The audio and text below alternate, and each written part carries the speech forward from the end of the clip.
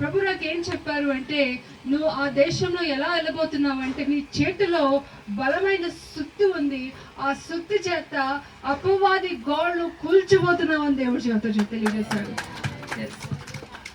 So today when I came here, I had a different word on my heart to share, and then I'd been in prayer this morning, and I had confirmation that I was supposed to speak about what I spoke about on Sunday.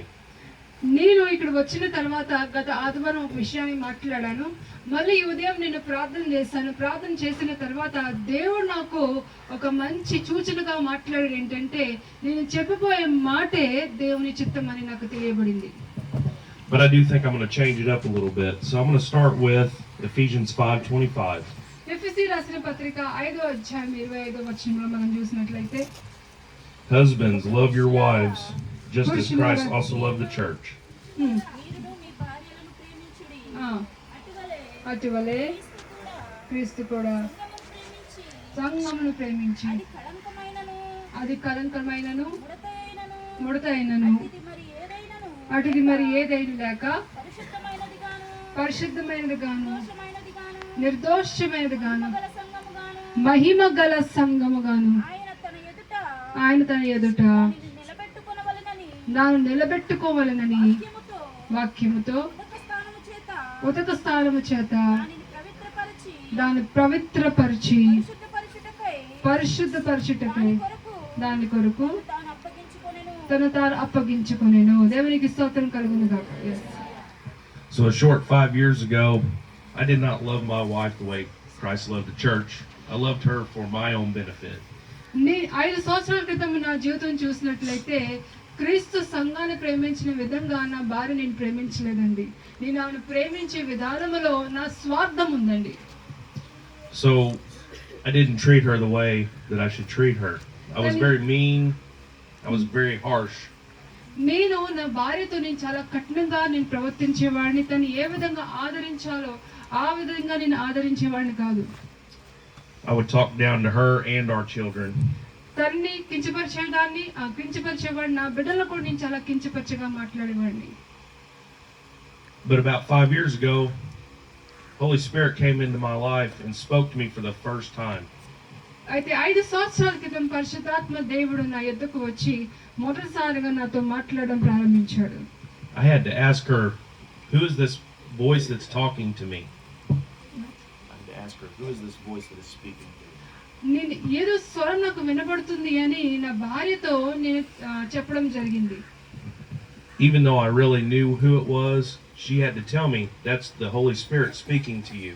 నేను అనుకుంటున్నాను అది పరిశుద్ధాత్మ నాతో మాట్లాడుతున్నాడు కానీ, అయినప్పటికీ కూడా నా భార్యను అడిగినప్పుడు నా భార్య తెలియచేసింది, నీతో మాట్లాడేది ఎవరు కాదు, పరిశుద్ధాత్మ. He began to do a work in me and change me from the inside. He changed my heart completely.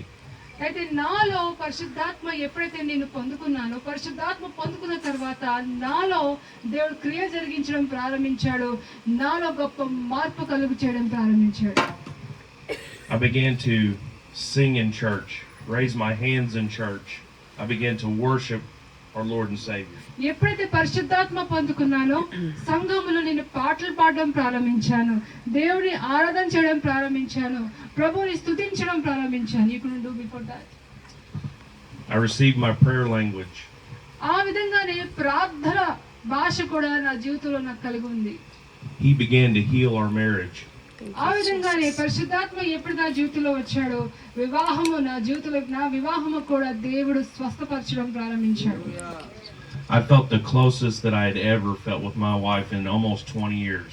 నేను 20 సంవత్సరాలు వివాహం అయింది, కానీ పరిశుద్ధాత్మ నా జీవితంలో వచ్చిన తర్వాత నా భార్యతో దగ్గర సంబంధముగా దేవుడు మార్చివేశాడు.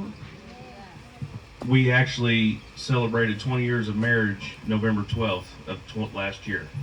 గత సంవత్సరం నవంబర్ 12వ తారీఖున మేము మా వివాహమై 20 సంవత్సరాలు మేము జరిపించుకున్నాం. I never thought we would make it.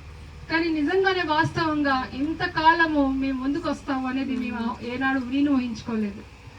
The thing was, she prayed for me every day and she never gave up on me. కానీ నా భార్య ఏం చేసిందంటే, ఈ వివాహము నిలబడడానికి కారణం ఏంటి తెలుసా? నా భార్య ప్రార్థన చేసింది, నా మీద ఎప్పుడు కూడా పట్టు విడవలేదు. she always told me she knew that the Lord sent me to her, నా but I భార్య also knew that He sent her to me. నా భార్య ఎప్పుడు అనేది దేవుడే నిన్ను నా జీవితంలో పంపించాడు.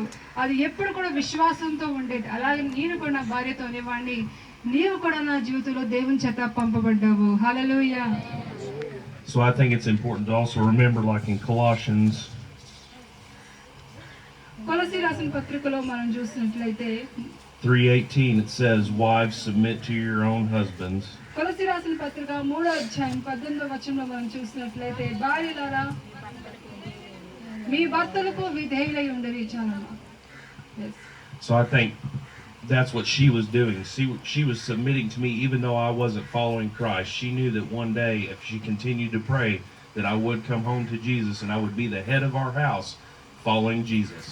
నా భార్య విశ్వాసంతో తను ఏ విధంగా స్పందించింది అంటే, నేను క్రీస్తులో ఉండలేనప్పటికీ కూడా తను నాకు విధేయత కలిగి జీవించింది, ప్రార్థించింది ఒక నిరీక్షణతో. ఒక దినానైనా నా భర్త తప్పకుండా నా దేవుడి దగ్గరకు వస్తాడు, మార్పు చెందుతాడు అని విశ్వాసాన్ని తను విడిచిపెట్టలేదు.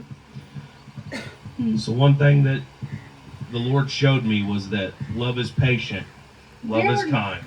దేవుడు నాకు ఏం చూపించాడు అంటే, కొలస్సీ రాసిన పత్రికలో ప్రేమ ఓర్పు సహనము కలిగి ఉంటుందని. Love does not envy, love does not parade itself.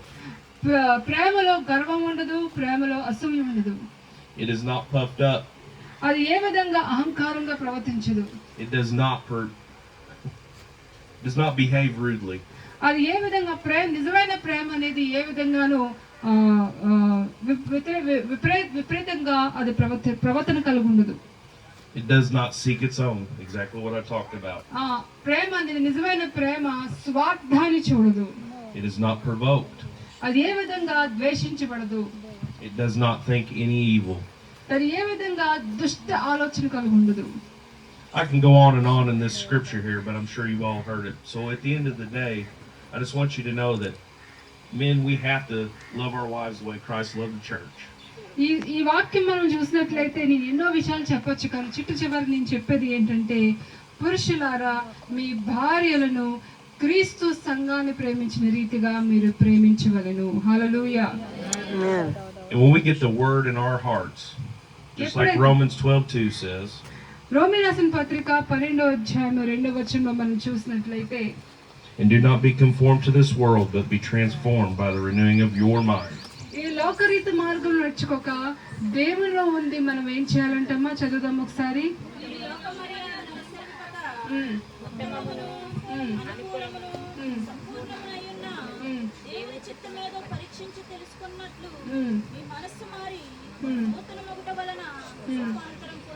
దేవునికి స్తోత్రం కలుగును గాక. So